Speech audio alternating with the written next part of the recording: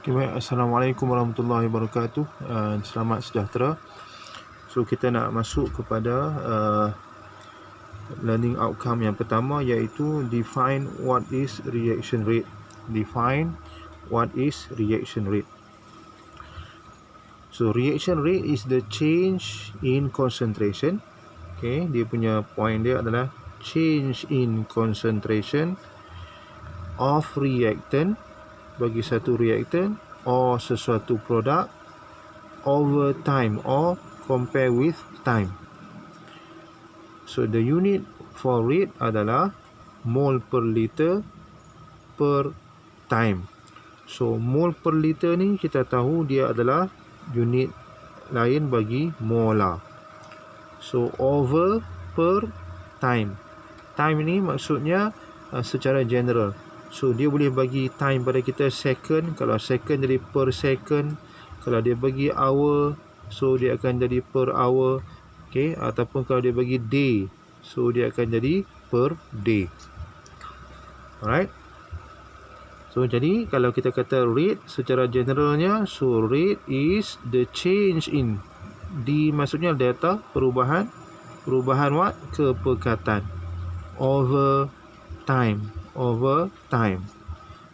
Okay, selang masa yang diberi itu berapa? Okay, selang masa yang diberi itu. So again, so this is concentration. Concentration unit dia adalah molar, capital M boleh, ataupun mole per liter. So unit bagi kepekatan. Okay, sementara masa pula, okay, bergantung pada unit yang dia bagilah. Okay, kalau dia bagi second mean second, kalau dia bagi hour, so dan sebagainya lah. Alright. So akhir sekali, so kita boleh kata, so unit dia, okay, molar per time ataupun mole per liter per time. Okay. Okay. Seterusnya, okay, objektif yang kedua, write the differential rate equation. Okay, kalau tadi rate, apa itu kadar reaction rate, so sekarang adalah differential rate equation. So apa itu differential rate equation? Differential rate equation enables the relationship. Dia menunjukkan hubungan antara rate of disappearance, kadar pengurangan sesuatu reactant, compare with the formation of product, the rate of formation of product. So maksudnya, so dalam differential rate equation, so kita mesti compare, ada hubungan relation between reactants and products. Okay, so kita mesti tunjuk relationship between rate of disappearance, kadar pengurangan. Kalau reactant, kita akan kata dia berkurang, and product dia adalah pembentukan, formation. So when a reaction take place, so the reaction will decrease, amount of reactant decrease or concentration will decrease, but the amount of product or concentration of product, okay, dia akan bertambah. So macam mana kita nak buat dia punya equation dia? Kita panggil sebagai differential rate equation. So kita mula dengan rate equal to okay, reactant ini kita dah sebut tadi. So reactant ni, so dia bila tindak balas berlaku, dia akan decrease. Dia akan decrease.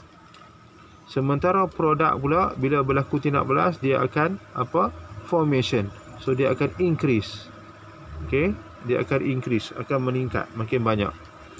So bila kita nak tulis, so kita akan kata reactant, mula dengan reactant dulu untuk A, so dia akan berkurang. Tapi kita kena lihat stoichio juga. So 1 over A D, pengurangan, okay, bagi concentration A over time. Macam tu. Y negatif sebab dia adalah reactants. Alright. So 1 over A ni adalah stoichio dia. So dia juga sama dengan, kita tengok lagi satu reactant B pula. So negatif 1 over B dB, okay, concentration B over times equal to, okay, produk pula. So produk dia makin bertambah, so dia akan jadi positif 1/C. Change in concentration of C over time. So lagi satu, last one adalah D.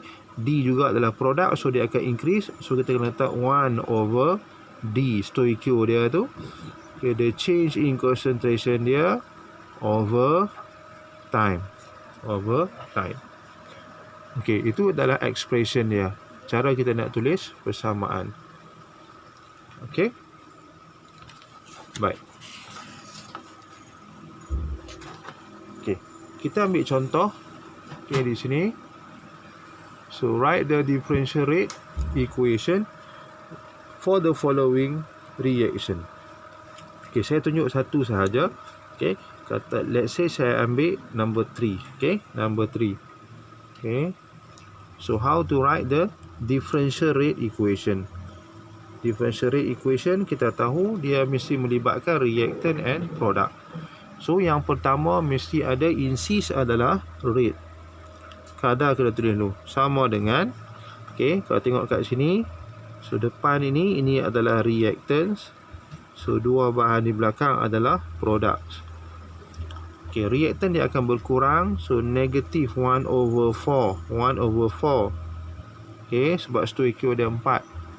1/4 D concentration of ammonia over time equal to reactant number 2 oxygen.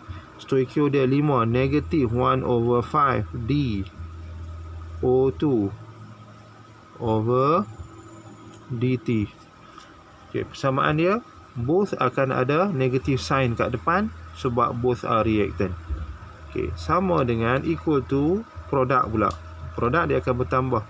So dia akan jadi positif 1/4 DNO over DT equal to another product adalah positif 1/6 DH2O over DT. Okay, itu yang kita sebut sebagai differential rate equation. Okay. Okay, now kita nak pergi pada application pula.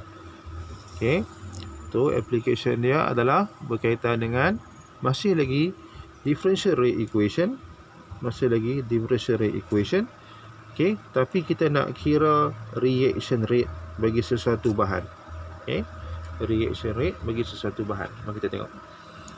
Okay, consider the reaction. Okay, we are given persamaan ini. Right, 2NO gas react with oxygen gas produce 2 mole of nitrogen dioxide gas. Suppose that at particular time during reaction of nitric oxide NO, reacting rate at the rate of 0.066 molar per second. Okay, kita lihat pada unit given, dia kata molar per second. That means time given or time measured in second. So 0.66 rate ini untuk siapa? For NO. For NO, the rate given 0.066. Okay, so apa yang kita perlu buat? Yang pertama adalah kita perlu tulis differential rate equation dia dahulu. Okay, saya tulis kat sini. So rate for this equation, differential rate dia adalah negative 1/2 dNO over dt equal to negative 1/1, tak payah tulis lah. So dO2 over dt equal to positive 1/2 dNO2 over dt. So this is the differential rate equation. Okay, yang given kat kita, dia given kat kita adalah suppose that particular time the reaction nitric oxide reacting at 0.066 ni adalah untuk NO. That means for this NO. Okey. Soalan dia, what is the rate of NO2 being formed? Dia tanya kita apakah rate bagi NO2. Okey, given adalah NO, yang dia tanya kita adalah NO2. So kita relate dua ni saja. We just relate dua ini. Yang ni given, yang ni yang nak dicari. Right. So saya kata for question A from equation, okay, for question A tu question kita, so kita tahu negative 1 over 2 dNO over dt is equal to positive 1 over 2 dNO2 over dt. Okay.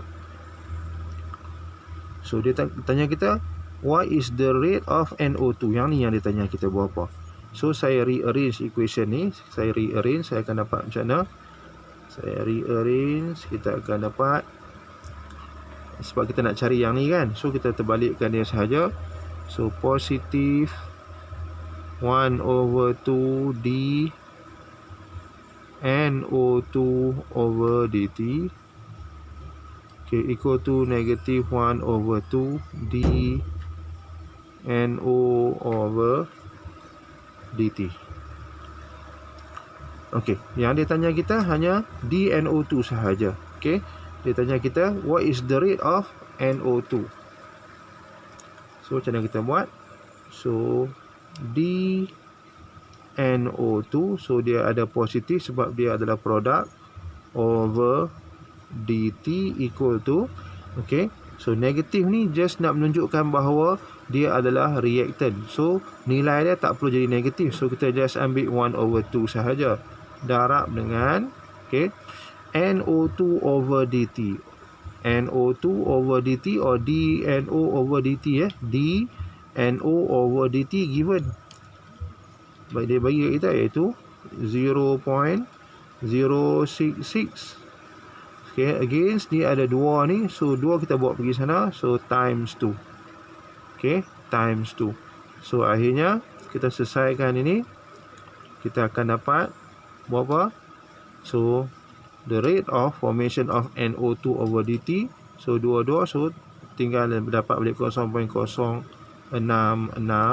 molar per second. Okay, molar per second.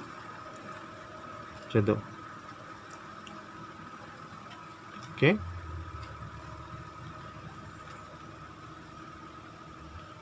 Okey. Kemudian dia tanya kita pula question B. Okey, question B pula apa dia tanya? Rate of oxygen. Dia tanya apa? Oxygen pula. So again kita compare lagi sekali. Kita compare apa? Yang given kat kita adalah NO compare dengan oxygen. So from equation